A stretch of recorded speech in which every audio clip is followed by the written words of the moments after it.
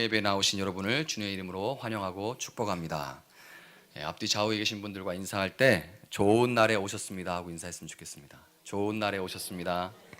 좋은 날에 오셨습니다. 자, 좋은 날에 오셨다고 인사했는데 오늘이 무슨 날인 줄 아세요? 오늘이 무슨 날이죠? 네? 오늘 개천절이죠. 개천절인데 개천절이 무슨 날이죠? 네? 개천절이 무슨 날입니까? 이 개천절이라는 것은 이 한반도 땅에 고조선이라는 민족 국가가 세워진 것을 기념하는 날입니다. 그런데 이 개천절의 뜻은 하늘이 열린 날이라는 뜻이죠. 개천절이라는 것이 말 그대로 하면 하늘이 열렸다는 뜻입니다. 그러니까 나라가 세워진 것을 하늘이 열렸다고 표현한 건데요. 거기에는 그 고조선을 건국한 고조선을 세운 단군의 특별한 탄생 신화가 있기 때문에 그렇습니다. 왜 나라를 세운 것을 하늘이 열렸다고 표현하냐면 이 고조선을 세운 단군의 특별한 탄생 신화가 있기 때문이에요. 단군의 아버지는 이 하늘신, 천신인 환인의 허락을 받아서 이 땅 가운데 하늘을 열고 이 땅 가운데 내려온 환웅이고요. 환인의 아들 환웅이고, 그리고 어머니는 우리가 너무 잘 아는 얘기죠. 사람이 되고 싶어가지고 환웅을 찾아와서 소원을 빌고 환웅의 명령에 따라서 21일 동안 뭐와 뭐를 먹죠? 쑥과 마늘을 그것만 먹어가지고 곰에서 사람이, 곰에서 여자, 아름다운 여자로 변한 웅녀입니다. 그러니까 우리나라의 뿌리인 고조선은 신의 아들에 의해서 건립되었고 그 나라의 백성들은 자연히 하늘의 백성이 되는 것입니다. 이 개천절은 1919년 4월에 설립된 대한민국 임시정부에서 공휴일로 지정됐어요. 그런데 왜 그랬을까요? 왜 대한민국 임시정부는 그 날을 공휴일로 정했을까요? 왜 대한민국 임시정부는 단군 신화가 필요했을까요? 왜 설립되고 제일 먼저 한 일 중에 하나가 이 개천절을 공휴일로 지정한 것이었을까요? 한번 생각해 보세요. 이것은 당시에 일본의 나라를 빼앗기고 시리와 절망에 빠진 식민지 조선인들에게 그들은 하늘의 백성이라는 민족 정신과 자부심을 심어주고 신이 세운 나라의 영광을 회복하는 그 싸움을 싸워나갈 수 있는 원동력을 찾기 원했기 때문에 그들이 그 날을 개천절을 공휴일로 정한 것입니다. 오늘 본문에 예수님이 세례를 받으신 그 현장은 하늘이 열리고 성령이 임하시고 하나님께서 하늘로부터 예수님을 하나님의 아들로 인준하신 그런 현장입니다. 즉 하나님의 아들 예수님으로 말미암아서 하나님의 나라가 이스라엘 땅에 본격적으로 전격적으로 임하여 온 날이죠. 하나님의 나라가 임할 그때에 이스라엘 역시 로마의 식민지였죠. 그래서 그들은 우리가 그랬던 것처럼 주권을 빼앗기고 그리고 자유를 잃어버리고 그리고 너무나도 경제적으로 심한 착취를 당해서 백성들은 아무런 소망이 없이 목자 없는 양같이 유리방황하는 그런 상태였습니다. 제가 지금 이렇게 단군 신화에 대해서 말씀드렸고 또 지금 오늘 본문에 있는 이야기를 드렸는데 이 두 가지 이야기를 이렇게 보면 얼핏 보면 비슷해 보여요. 아닙니까? 전혀 아니라고 생각하시는 것 같아요. 굉장히 비슷해 보입니다. 우리가 이제 완전히 우리는 믿고 여기 있으니까 그렇지 않은데 비슷해 보입니다. 얼핏 이 두 이야기가 굉장히 비슷해 보입니다. 그러면 오늘 본문 이야기도 한 2000여 년 전에 이스라엘의 독립운동을 위해서 예수라는 사람을 하나님의 아들로 만들어낸 신화에 불과할까요? 오늘 본문도? 아니죠. 그런데 그렇다면 왜 이 유사한 환경에 등장한 두 이야기를 하나는 신화라고 우리가 그건 신화예요 라고 말하고 하나는 진리입니다 라고 말할 수 있는 근본적인 차이는 어디에 있을까요? 그 근본적인 차이는 본문에 항상 답이 있습니다. 자, 두 이야기의 근본적인 차이는 오늘 본문에서 비둘기같이 예수님에게 임한 하나님의 성령입니다. 이 비둘기같이 임하신 성령으로 말미암아서 고조선 건국 이야기는 신화가 되는 거고요. 이 비둘기같이 임한 하나님의 성령으로 말미암아서 예수님이 하나님의 아들로 천명되신 그 사건은 진리가 되는 것입니다. 이 사건을 통해서 하나님께서 비둘기 같은 성령님이 하늘을 열고 내려오신 예수님에게 임하신 이 사건은 하나님께서 예수님을 하나님의 아들로 공식적으로 천명한 것 이외에 예수님을 통해서 건립하시고 또 확장해 가실 하나님 나라의 특성을 보여줍니다. 이 비둘기같이 임하신 성령이요. 성경에서 비둘기는 자주 등장하고 또 여러 가지 상징적인 의미를 가지고 있는데요. 크게 세 가지로 그 상징적인 의미를 집약할 수가 있습니다. 딱 비둘기 하면 떠오르는 첫 번째가 뭐죠? 창세기 8장으로 가면 우리가 너무 잘 아는 홍수 심판 이야기가 나옵니다. 홍수 심판이 났을 때 이제 뭐를 날려보내죠? 노아가 비둘기를 날려보내니까 비둘기가 날아가서 무엇을 물고 옵니까? 그 입에 새로 난 올리브 가지, 나무의 가지를 물고 옵니다. 그것을 보고서 노아가 심판이 끝나고 물이 다 빠졌구나라는 것을 알게 되죠. 이와 같이 이 비둘기는 심판이 끝나고 화해와 평화가 시작되었음을 상징하는 그런 새입니다. 그리고 다음으로 비둘기는 레위기에서 가난한 사람들의 제물이죠. 소나 염소나 양을 드릴 수 없는 사람들이 비둘기를 드리잖아요. 가난한 사람들의 제물로서 겸손함과 잡혀서 저항하지 않는 그런 무저항과 비폭력, 그리고 헌신을 상징합니다. 비둘기가. 그리고 마지막으로 비둘기는 이사야서 38장 14절과 59장 11절에서 불의와 고통의 현장에서 슬피 우는 새로서 정의의 실현과 구원을 바라는 애통하는 마음을 상징해요.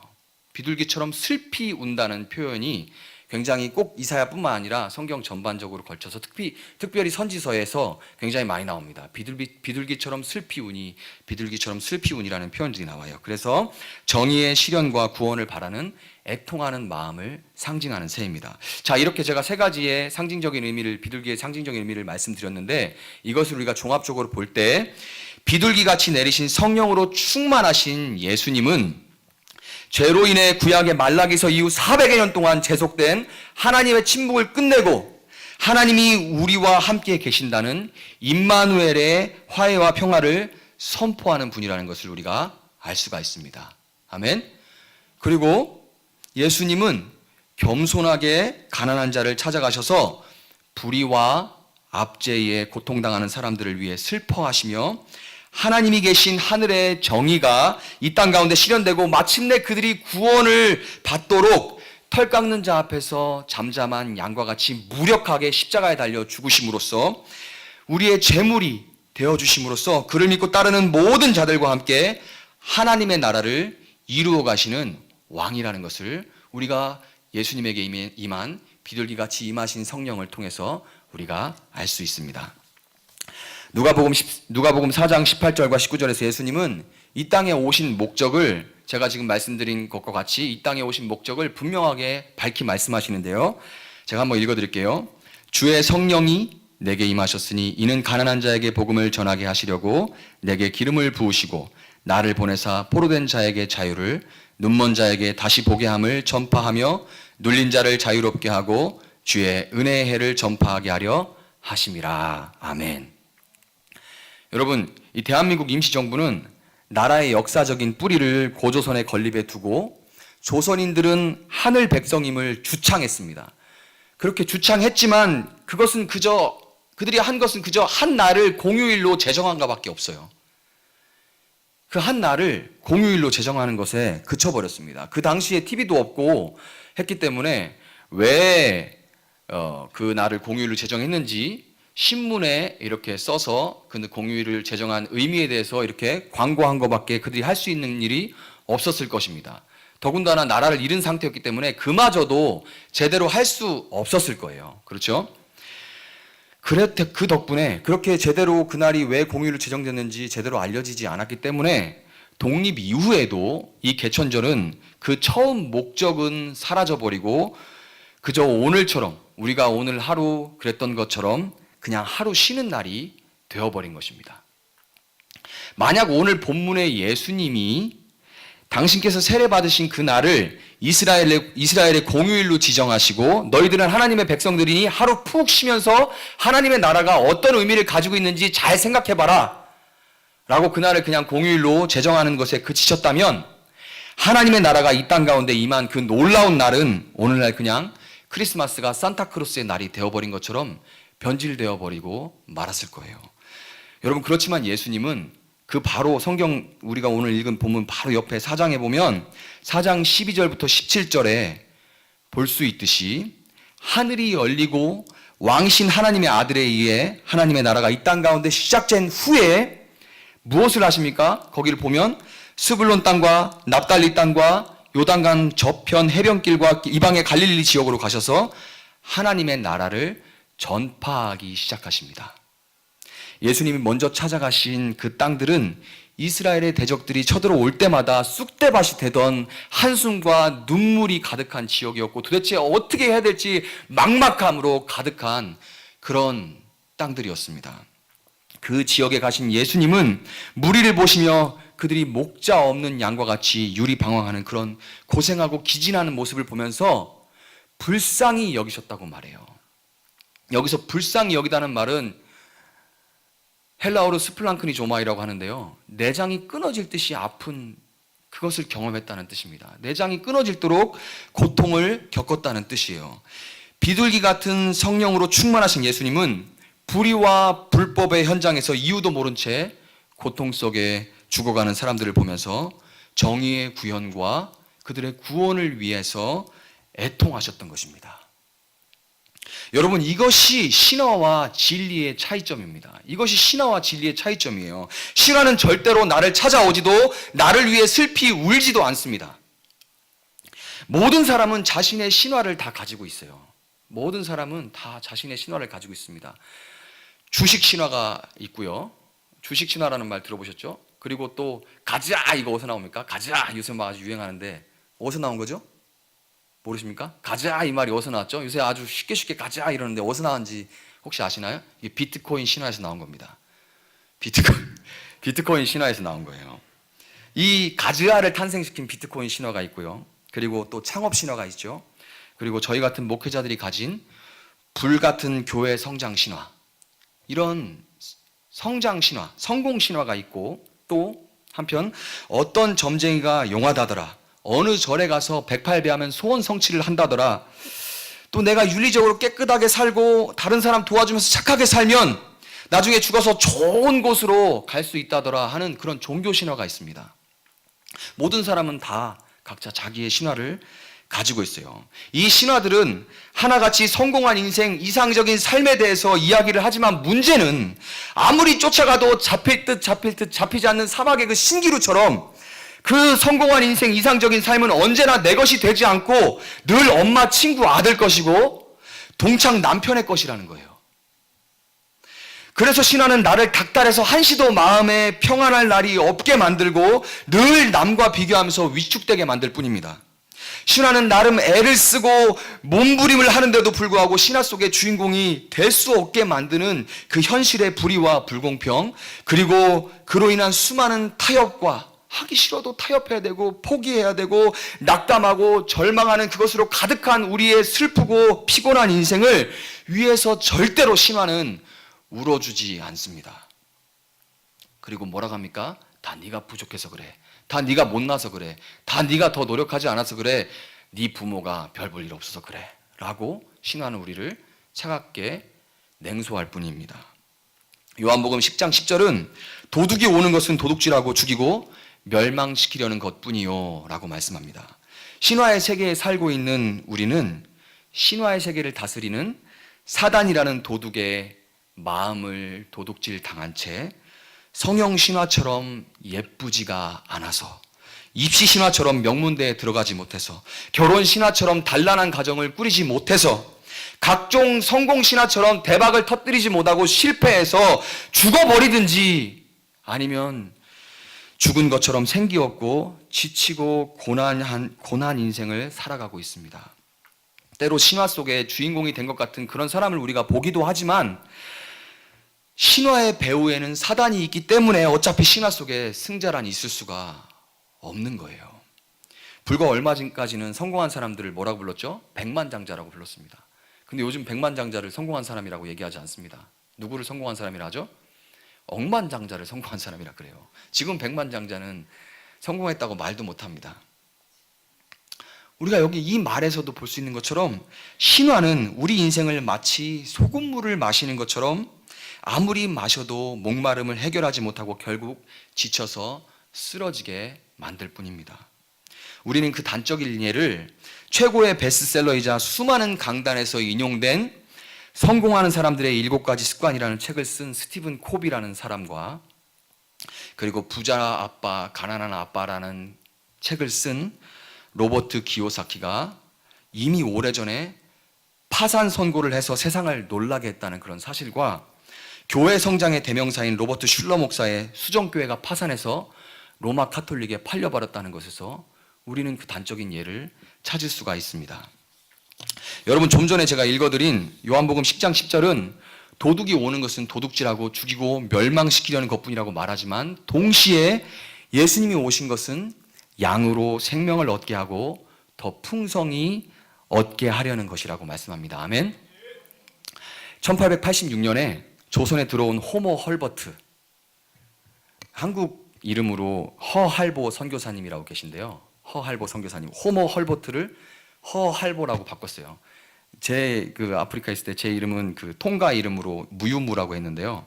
제 이름에 이게 용자가 용감할 용자라고 얘기했더니 거기 현지 그 동역자들이 그 통가말로 무유무라고 한다 해서 이제 그때부터 제 이름이 무유무가 됐는데, 현지에서 그 현지 말로 이름을 바꾼 선교사들의 특징은 그 현지를 굉장히 사랑한다는 그 특징이 있습니다. 그렇게 말하니까 제가 되게 그런 것 같네요. 그게 허할보 선교사님, 우리나라를 엄청나게 사랑하셨는데요. 자기 이름을 호모 헐버트에서 허할보로 바꾸고 어떤 일을 하셨냐면 삼국유사를 연구하셨습니다. 우리 중에 한국 사람인데도 삼국유사 연구한 분 계신가요?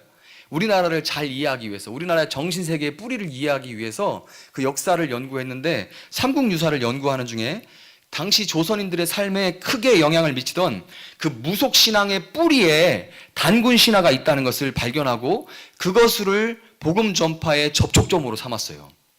허할보 선교사님은 단군신화에 등장하는 천신 환희는 성부 하나님으로, 이 땅에 내려온 환웅은 성령으로, 환웅을 통해 아이를 임신하게 된 웅녀를 누구죠? 마리아로, 환웅과 웅녀 사이에 태어난 단군을 예수님으로 소개하면서 복음을 전파함으로써 조선인들이 쉽게 삼위일체 하나님을 받아들일 수 있게 하는 동시에 그 하나님의 아들이신 예수님이 그들을 사랑하셔서 대신 죽으시고 다시 살아나셔서 그분을 믿는 모든 사람은 더 이상 무슨 치성을 드릴 필요도 없고 더 이상 무슨 공덕을 쌓지 않아도 영원한 하나님 나라의 백성이 된다고 가르치셨습니다. 예수님이 베데스다에서 천사가 물을 움직일 때 먼저 들어가는 사람은 어떤 병이라도 낫게 된다는 허황된 희망 고문을 하던 천사 신화에, 그 종교 신화에 사로잡혀서 38년 동안 그 자리를 떠나지도 못했던 그 병자를 찾아오셔서 그에게 생명을 주셨던 것처럼, 선민 신화에 사로잡혀서 성전이라는 낡은 체제를 유지하는 것에만 집착하면서 타락한 생활을 하던 그 유대 지도자들에게 예수님이 너희가 이 성전을 헐라 내가 3일 만에 일으키리라 라고 도전하셨던 것처럼, 이 허할보 선교사님은 단군 신화에 매여서 왕을 비롯한 양반들은 하늘에서 내린 것이라는 그 구체제를 유지하기에 급급하다가 결국 나라를 통째로 도둑질당하고 고통당하던 그런 조선인들의 거짓 신화를 복음의 진리로 깨뜨리고 그들이 생명을 얻고 더 풍성히 얻을 수 있도록 하셨던 것입니다. 여러분, 이와 같이 진리의 하나님 나라는 언제나 거짓된 신화로 가득한 이 세상의 하늘을 열어 젖히고 임하는 것인 줄 믿으시기 바랍니다. 아멘. 여러분, 저와 여러분도 나라를 빼앗긴 상태였어요. 여러분과 저도 나라를 빼앗긴 상태였습니다. 내 인생을 다스리는 주인은 나 자신이라고, 내가 주권자라고 생각하고 살았지만 실상 우리를 다스린 것은 사단이었습니다. 우리는 마치 애굽 땅에서 노예로 살던 이스라엘 백성들처럼 철저하게 자유와 기쁨 그리고 감사를 잃어버린 채 애굽인들이 섬기는 이집트 신화 속에 돈과 건강 그리고 힘 등을, 이런 것들을 상징하는 개구리, 이, 파리 이런 모습을 한 이집트의 10가지 신들을 만족시키기 위한 삶을 노예처럼 살아갔어요. 우리는 그것을 알지 못했죠. 나를 위해서 사는 거라고 생각했지만 우리도 모르는 와중에 그 이집트 신화의 그런 파리, 개구리 이런 신상들을 섬겨왔던 것입니다. 하나님께서 그런 이스라엘 백성들을 위해 모세를 보내시고 그를 통해 10가지 재앙으로 이집트의 신들을 철저하게 파괴하신 것처럼 예수님께서 여러분과 저의 고단한 삶에 찾아오시고 우리가 종노릇하며 살던 모든 우상들을 깨뜨려 주셨습니다. 아멘입니까?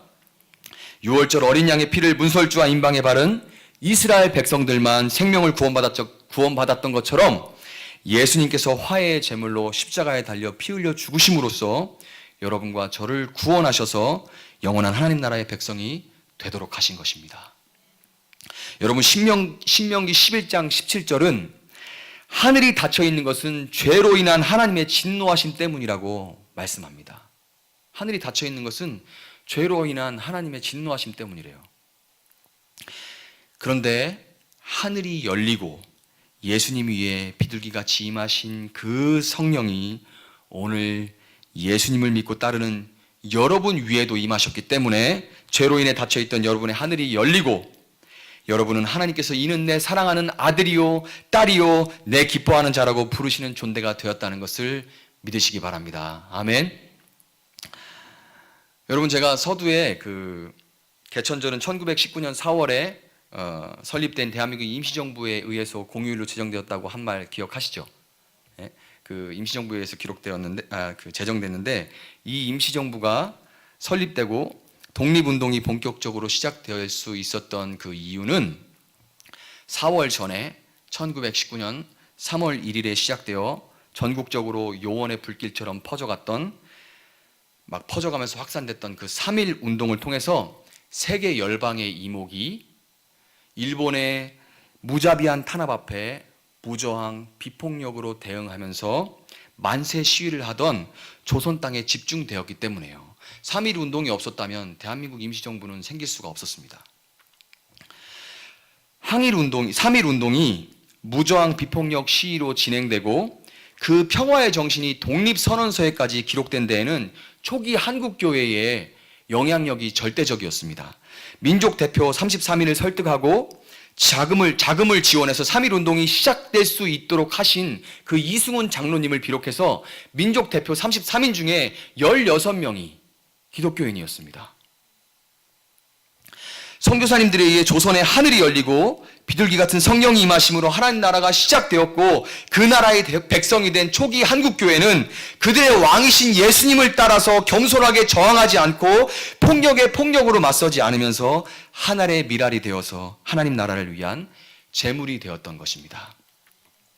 여러분, 3.1 운동의 결과로 발족된 대한민국 임시정부가 개천절, 하늘이 열린 날을 공휴일로 지정했기 때문에 사실상 오늘은 단군이 아니라 하나님께서 대한민국을 사랑하사 하늘을 열어주신 날인 것입니다. 아멘. 여러분, 한국교회는 3.1 운동의 시작만을 주도한 것이 아니라 실제로도 적극적으로 3.1 운동에 참여했습니다. 3.1 운동으로 그 일본 경찰에 의해서 체포된 사람들의 숫자를 조사한 자료가 있어요. 그 자료에 따르면 당시 조선 인구의 5% 정도를 차지하던 그 실질적으로 그때 당시 조선의 제1종교였던 천도교가 전체 체포된 사람들의 15%를 차지하고 유교와 불교가 각각 0.5% 그리고 0.5%를 차지했던 것에 비해서 인구의 1%가 될까 말까 하던 기독교인들은 22%가 넘게 3.1 운동에 참여했다는 이유만으로 체포되어서 모진 고문을 당하고 피를 흘렸습니다. 3.1 만세 운동에 의해서 그 3.1 만세 운동에 대한 일제의 가혹한 탄압으로 인해서 여러분이 잘 아시는 그 교회 누나 유관순 성도님을 비롯한 수많은 하나님의 백성들이 생명으로 그들이 받은 그 복음의 진리를 증거했던 것입니다. 아멘. 여러분, 이것이 신화와 진리의 또 다른 차이예요. 이것이 신화와 진리의 또 다른 차이입니다. 신화를 위해서는 그 누구도 목숨을 걸지 않지만 진리를 위해서는 반드시 목숨을 거는 사람이 있다는 것입니다. 믿으십니까? 예수님은 진리인 하나님 나라를 증거하고 우리에게 선물하시기 위해서 생명을 버리셨고 초기 한국교회도 그 예수님의 길을 따라갔습니다. 그들은 영원한 하나님 나라의 백성임을 확신했기 때문에 조롱과 책짓일 뿐 아니라 결박과 옥에 갇히는 시련도 마다하지 않는 거짓된 세상은 감당할 수 없는 사람들이었던 것입니다. 의지할 소망이 다 끊어지고 더 이상 어떤 것도 믿을 수 없게 되어버렸던 그런 식민지 조선인들은 초기 한국교회가 목숨을 던져서 복음의 진리를 전할 때 비로소 하나님이 조선을 이토록 사랑하사 독생자 예수님의 생명을 주셨다는 것을 믿을 수가 있었고 눈에 보이지 않는 하나님 나라에 동참할 수가 있게 되었던 것입니다. 말씀을 맺도록 하겠습니다. 여러분, 대한민국의 진정한 하늘이 열린 지가 130여 년이 됐습니다. 비둘기 같은 성령으로 충만하셨던 예수님께서 로마에게 나라를 빼앗긴 이스라엘 백성들에게 찾아오셔서 시작하신 그 하나님 나라, 왕이신 예수님을 따르는 선교사님들과 초기 한국교회를 통해서 일제 식민지였던 조선 땅에 시작된 그 하나님 나라, 그 하나님 나라는 그때 이후로 쉼없이 확장되고 있고 이제는 우리가 그 일에 동참해야 될 때입니다. 아멘. 비둘기 같은 성령님을 받고 하나님 나라의 백성된 여러분들이 신화에 붙들려 노예로 사는 사람들을 위해 슬피 울며 그들의 구원을 위해 하늘의 미랄이 되어서 평화의 소식을 전할 때 여러분이 맞이한 그 개천절이 또 다른 누군가에게 임하게 될 줄 믿습니다. 여러분, 거짓에 물든 세상에서 아무리 이것이 진리라고, 아무리 이것이 진리니까 한번 들어보라고 말해도 그것을 위해서 죽지 않으면 아무도 믿지 않습니다. 가정에서, 직장에서, 삶의 현장에서 내가 말 한마디 쏴붙여주고 싶을 때, 받은 대로 갚아주고 싶을 때, 그리고 내가 이렇게 하면 손해볼 것이 분명해 보이는 그때에 내가 죽어질 때, 여러분을 위해 십자가를 지신 예수님의 발자국 따라 세상에서 가장 소중한 목숨을 버리는 그때에 여러분을 통해 진리가 전파되고 하나님의 나라가 확장되는 역사가 풍성히 일어난다는 그 사실이 확실히 믿어지는 축복이 여러분의 있기를 주님의 이름으로 축원드립니다.